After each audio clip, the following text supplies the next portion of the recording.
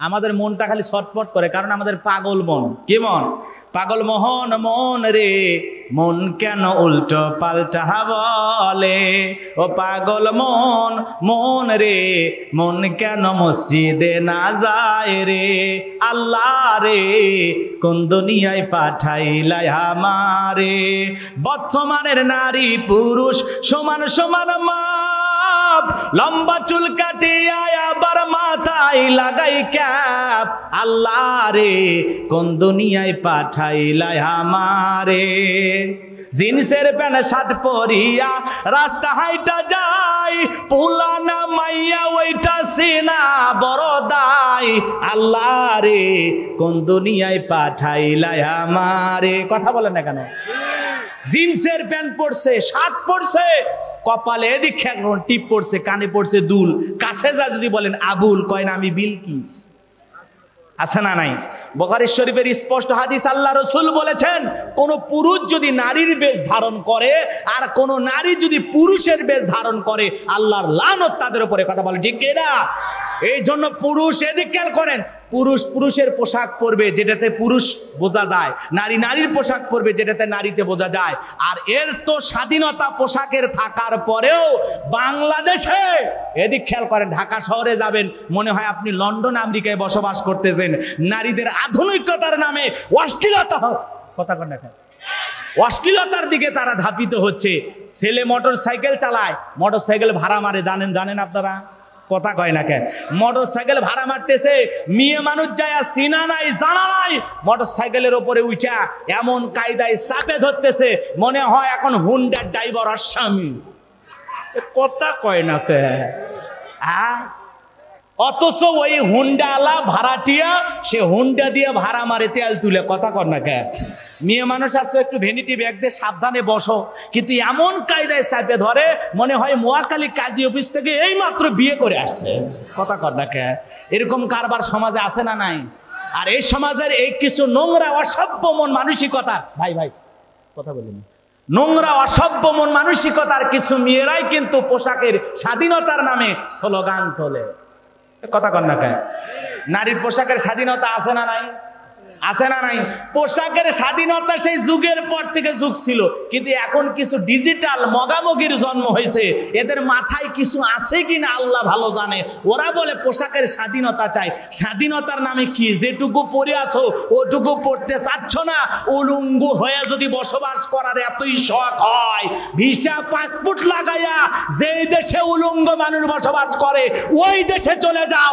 তোমার মতো মানুষের জন্য এই দেশে কুকুর কাঁদবে না। পোশাকের স্বাধীনতার নামে কি বলে? দাদি নানি ব্লাউজ ছাড়া শাড়ি পরেছিল, আমরাও পড়তে চাই। শোনেননি আপনারা? পর্দার ওয়াজ বলে শুনবেন তো, একটু বলা লাগবে না? রাগ করতেছেন নাকি আপনারা? দাদি নানি ব্লাউজ ছাড়া শাড়ি পরেছিল ঘরের ভিতর, ওরা অভাবের কারণে পড়ুক দাদি নানি, আর গরমের কারণে পড়ুক দাদি নানু, ওরা কি নওগাঁ বিশ্ব রোডে যায় বলছে এই আমি তোর নানি দেখ শাড়ি পরেছি? বলেছিল আমি তোর দাদি দেখে যা শাড়ি পরেছি? তাহলে আমাদের দাদি নানি 12 হাত শাড়ি দিয়ে পুরো দেহটা ঢাকছে, ঘরের ভিতরে ছিল, ওরা বিশ্ব রোডে স্লোগান তোলে নাই। আর তুমি বোন 12 হাত শাড়ি দিয়ে এমন কায়দায় পিঠটা ফাঁকা রেখেছো মনে হয় আর্জেন্টিনা আর ব্রাজিলের ম্যাচ হবে। কথা কর না কে? বোঝেন না মনে হয়? রাগ করতেছেন?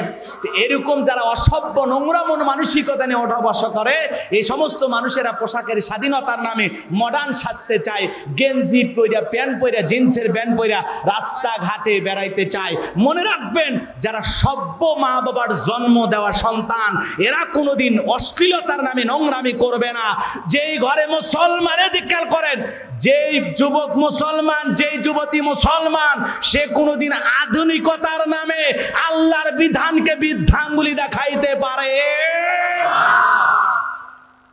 ইসলাম মানবা, সোজা হয়ে চলবা। ইসলাম মানবা, দুনিয়া আখিরাতে দামি হইবা। ইসলাম মাইবা না, লাঞ্ছিত হইবা, অপমানিত হইবা। কথা বলেন ঠিক কিনা? এই জন্য ইসলাম নারীর সম্মান মর্যাদা বাড়াইছে পর্দার মাধ্যমে। কথা বলেন ঠিক কিনা? পর্দা হলো নারীর মর্যাদা সম্মান বাড়ায়। একটা ঢিলা ঢালা বোরকা পরা নারী যদি রাস্তা দিয়ে হেঁটে যায়, মনের অজান্তে শ্রদ্ধার সম্মানে মাথাটা নত হয়ে আসে। কথা বলেন ঠিক কিনা? নারী নারী পর্দাতেই সুন্দর। নারী হলো, এদিকে খেয়াল করেন, নারী যদি তার ইজ্জত সতীত্ব এগুলোর হেফাজত করতে চায়, পর্দার বিকল্প আর কিছুই নাই। পর্দাতেই নারীর সম্মান মর্যাদা বাড়বে ইনশাআল্লাহ, এটা বোঝা লাগবে। আর যারা আধুনিকতার নাম দিয়া নারীদের সমান অধিকার, পোশাকের স্বাধীনতার নামে স্লোগান দিয়া নারীদের রাস্তায় নামাতে চায়, বোঝা যায় ওদের মতলব খারাপ। কথা বলেন ঠিক কিনা? আল্লাহ এই সমাজের যুবক আর যুবতীদের হেদায়েত দান করুন, জোরে বলুন আমিন। আরো জোরে বলুন আমিন। ভাইরা আমার, নামাজ কত বড় গুরুত্বপূর্ণ একটা ইবাদত, এই জন্য সালাতের মধ্যে দাঁড়াইতে হবে। লিবিয়াতে ঘূর্ণিঝড় হয়ে গেছে বাজান, বিশাল ঘূর্ণিঝড়ে হাজার হাজার মানুষ মারা গেছে। ধ্বংসস্তূপের ভিতরে যারা উদ্ধার কর্মী কাজ করতেছে, আল্লাহর গোলামেরা, উদ্ধার কর্মীরা, এত বড় দুর্যোগপূর্ণ অবস্থার ভিতরেও 9 জন মানুষ দাঁড়ায়া আমার আল্লাহকে সিজদা দিতেছেন, বলেন সুবহানাল্লাহ। এ বাজার লিবিয়ার ঘটনা বলতেছি, বর্তমানের ঘটনা বলতেছি।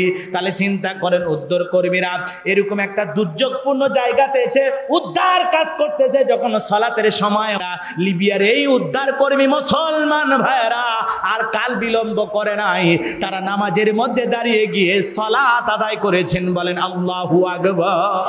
যে লিবিয়ার দিকে এই ঘূর্ণিঝড়ের কারণে, বিশাল একটা ভয়ঙ্কর ঘূর্ণিঝড়ের কারণে শত শত মানুষের রাস্তার ভিতর লাশ বইতে আছে, লাশ থেকে দুর্গন্ধ ছড়াচ্ছে, হাজার হাজার মানুষ মারা গেছে। বাজান গো আমার, আমরা দোয়া করি যারা মুসলমান মারা গেছে, আল্লাহ তাদেরকে শহীদ হিসাবে তুমি কবুল করো, জোরে বলেন আমিন। যে উদ্ধার কর্মীর ভাইয়েরা দৃষ্টান্ত স্থাপন করেছে, এত ব্যস্ততার ভিতরে তারা নামাজের কথা ভুলে যায় নাই। কথা বলেন ঠিক কিনা? এই জন্য আজান হলে মুমিনের জন্য নামাজ পড়ার দরকার আছে না নাই? তুমি দুনিয়ার তালবাহানায় কাজের দোহাই দিয়ে নামাজ থেকে বিরত থাকবে, এমনটা হবে না। এই জন্য সালাতের প্রতি আপনার আমার মনোযোগ থাকা লাগবে বাজান। যুবক রে, তোদের পায়ে হাত দিয়ে অনুরোধ করে বলে যায়, কোরআনের মাহফিল শুধু সাজাইলে হবে না, প্রত্যেকটা যুবককে বাইতুল মামুর জামে মসজিদে গিয়ে নামাজ আদায় করতে হবে। ও মান্নাওগার বাবাজিরা, আপনাদের পায়ে হাত দিয়ে অনুরোধ করে বলে যায়, নামাজ কিন্তু কাজা করা যাবে না। আজকে যুবক ইউটিউব, ইন্টারনেট, মোবাইল, ফেসবুক ঘাটাঘাটি কইরা, সারা রাত চ্যাটিং ফ্যাটিং কইরা ঘুমাইতে পারে না। ফজরের আজান হয় যখন, ওই হাইব্রিড যুবক ঘুমাইতে যায় তখন। কথা কন না কেন? ফজরের আজান হওয়ার আগে ওরা ঘুমাইতে যায়, ফজরের সময় টের হয় না। কথা কন না কেন? নামাজ পড়া দরকার আছে না নাই? কেমন করে ঘুমাও তুমি ও মুসলমান, কেমন করে ঘুমাও তুমি নামাজ করে কাজা? এমন তো হতে পারে ও তোমার জহরে জানাজা। কেমন করে ঘুমাও তুমি, কেমন করে ঘুমাও তুমি ফজর করে কাজা? এমন তো হতে পারে ও তোমার জহর জানাজা। এমন তো হতে পারে ও তোমার জহরে জানাজা। এজন্য মুসলমান হিসাবে 5 ওয়াক্ত সালাত মসজিদে গিয়ে কারা কারা সিজদা দিয়ে আদায় করবেন, দুহাত তুলে আমার আল্লাহকে একবার দেখান। আল্লাহ গো, আমাদের সবাইকে 5 ওয়াক্ত নামাজ হিসাবে কবুল করুন, জোরে বলুন আমিন। আরো জোরে বলুন আমিন। শুধু একা নামাজ পড়বেন না, সন্তানটাকেও নিয়ে যাবেন। পৃথিবীর সফল বাবা তারা যে নিজের কলিজার টুকরা সন্তানকে মসজিদে নিয়ে যেতে পেরেছে। কথা বলেন ঠিক কিনা? এজন্য বাবা হিসাবে একা নামাজ পড়বেন না, কলিজার টুকরা ছেলেকে মসজিদে নিয়ে যাবেন। বিবিকে বলবেন, সোনা বউ, তোরে আমি জান্নাতে চাই, দুনিয়ার বউ হয়ে থাকলে হবে না, তোর মতো একটা বউ পাইছি কপাল গুনে। বিবি রে, ফজরের আজান হয়েছে, সোনা তুমি ওঠো, তুমি নামাজে দাঁড়ায় যাও। সুন্দর আচরণ করে বিবিকে ফজরের নামাজ পড়ার জন্য বাড়িতে দাঁড় করাইয়া দিয়া আপনি মসজিদে চলে যাবেন। মেয়েটা যুবতী হয়, নামাজের বয়স হয়ে যায়, মেয়েকে ডাক দিবেন, আম্মু আয়েশা সিদ্দিকা ওঠো, ও আমার কলিজার টুকরা, ও আমার মা ওঠো, নামাজে দাঁড়ায় যাও। মেয়েকে ডাক দিবেন। ছেলে থাকলে বলবেন, বাবা ইউসুফ আলী, বাবা ইব্রাহিম, বাবা ইসহাক, বাবা ওয়াক্কর ওঠো ওঠো। ফজরের নামাজ আজান হয়ে গেছে, বাপ বেটা মিলে নামাজে যায়। জোহরের আজান হয়ে গেছে, বাপ বেটা মিলে নামাজে যায়। যেই বাবা কলিজার টুকরা সন্তানের হাত ধরে মসজিদ মসজিদে নিয়ে যেতে পারে, এরাই হলো পৃথিবীর সফল বাবা। ছেলের হাত ধরে স্কুলে নিয়ে যেতে পারেন, ছেলের হাত ধরে মার্কেটে নিয়ে যেতে পারেন, শ্বশুর বাড়িতে নিয়ে যেতে পারেন, মেলায় নিয়ে যেতে পারেন। আপনি মুসলমান হিসাবে আল্লাহর ঘরেও নিয়ে যাওয়ার দরকার আছে না? না, কথা কি বোঝেন? বোঝেন? রাগ করতেছেন মনে হয়। বাজার নামাজের কথা যদি আমি বলি 2-3 দিন ওয়াজ করে শেষ হবে না। নামাজ খুবই গুরুত্বপূর্ণ ইবাদত, ভালো করে বুঝবেন। কিয়ামতের ময়দানে সর্বপ্রথম সালাতের হিসাব হবে। এই জন্য মুসলমান হিসাবে 5 ওয়াক্ত সালাত আমরা আদায় করব ইনশাআল্লাহ। আল্লাহ আমাদের সবাইকে নামাজি হওয়ার তৌফিক দান করুন, জোরে বলুন আমিন। আরে আল্লাহ আমার, এদিকে করেন, আল্লাহ আমার রব, আমি আল্লাহর গোলাম। যখন সিজদায় মাথাটা নত করি, এই সময় যে ভালো লাগা কাজ করে একজন মুমিনের পরিপূর্ণ পাওয়া সিজদার ভিতরে। কথা কয় না? আপনি আমি যখন আপনার আমার রবকে খুশি করার জন্য, আল্লাহ তাআলাকে খুশি করার জন্য মাথাটা নত করে বিশ্বাস করেন, আপনি যদি সত্যিকারের খাঁটি মুমিন, খাঁটি ইমানদার, খাঁটি মুসলমান হয়ে যান, সিজদার ভিতরে আপনি তৃপ্তি পাবেন, আনন্দ পাবেন, আপনার দিলটা খুশি হয়ে যাবে। কথা বলে ঠিক কি না? কিন্তু ডিজিটাল মুসল্লি খালি ইনকে করে মারে, কথা কয় না কেন? এরকম মারে আছে না নাই? মুরগি ঠোকর মারার মতো। মানে কি? 2 মিনিটে 2 রাকাত শেষ, 4 মিনিটে 4 রাকাত, আর তারাবির 20 মিনিটে 20 রাকাত। এরকম ডিজিটাল নামাজি আছে না? এলে নামাজ না ফাজলামি? কথা কন না আপনারা? এরকম ডিজিটাল মুসল্লি আছে না নাই? কে ভাই 2 মিনিটে 2 রাকাত শেষ, এটা কথা হলো? এই নামাজ দিয়ে জান্নাত কোন দিকে দরজা কাটে থুই আসছেন? ওই নামাজ তো মসজিদের ছাদের উপর উঠবি না। কথা কন ঠিক কিনা? আল্লাহ আমাদের হেদায়েত দান করুক, জোরে বলুন আমিন।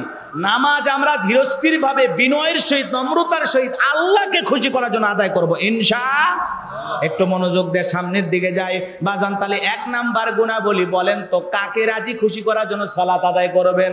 কুল ইন্না সালাতি ওয়া নুসুকি ওয়া মাহইয়ায়া ওয়া মামাতি লিল্লাহি রাব্বিল আলামিন।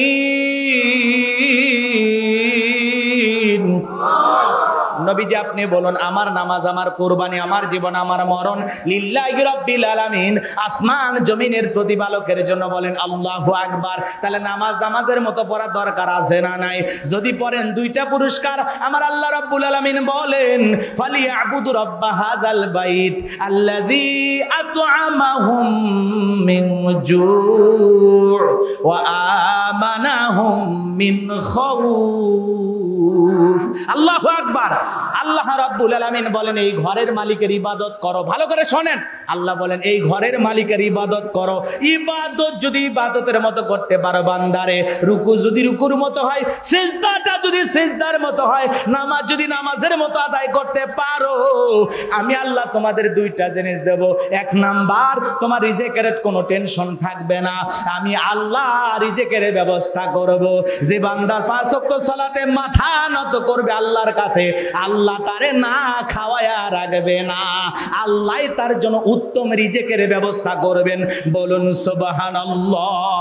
আমার আল্লাহ 2 নাম্বার দেখে বলে, বান্দা গোলামি যদি গোলামির মতো করতে পারো, সালাত যদি সালাতের মতো আদায় করতে পারো, নামাজ যদি নামাজের মতো হয়, আমি আল্লাহ 2 নাম্বার তোমাকে আমি নিরাপত্তা দেব। তোমার জীবনে কোনো ভয় থাকবে না, জানমালের নিরাপত্তা আমি আল্লাহ দেব। বলেন তো বাজান, আমাদের সমাজে ভয় আসে না নাই? মেয়েটা কলেজে গেল একা একা ফিরবে না জামাই সাথী নিয়ে ফিরবে, ভয় আছে না নাই? মেয়েটা স্কুলে গেল ভালোভাবে ফিরবে নাকি ধর্ষণের শিকার হয়ে রাস্তাঘাটে পড়ে থাকবে? আমাদের সমাজে এগুলো আতঙ্ক আছে না নাই?